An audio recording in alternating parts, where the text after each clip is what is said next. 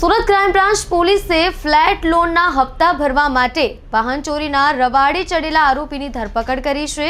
આરોપીની પૂછપરછ દરમિયાન પોલીસ પણ ચોંકી ગઈ હતી। સુરત શહેરમાં ચોરીના એક બનાવમાં પોલીસ પણ ચોંકી ગઈ હતી। ઘટના એવી છે કે સુરતમાં રહેતા મનીષ પરસોત્તમભાઈ મકવાણાની ધરપકડ કરી છે। આરોપી પાસેથી પોલીસની ચોરીની હોન્ડા સ્પ્લેન્ડર બાઇક કબજે કરી છે। રહેણાંક ફ્લેટ માટે LIC માંથી હાઉસિંગ લોન લીધી હતી, જે હાઉસિંગ લોનનો માસિક હપ્તો 16,000 રૂપિયાનો હતો। આરોપી હેરાને લેઝર મારવાની મજૂરી કામ કરતો હતો, પરંતુ કોઈ કારણસર નોકરી છૂટી ગઈ હતી, જેથી લોનના હપ્તા ભરી શકતો નહીં હતો, જેથી બાઇક ચોરીના રવાડે ચડ્યો હતો। પોલીસ પાસેથી મળતી માહિતી મુજબ મનીષ મકવાણા નામનો ઇસમ હીરાના કારખાનામાં કામ કરતો હતો અને પોતાના મકાન લેવા માટે LIC માંથી લોન લીધી હતી।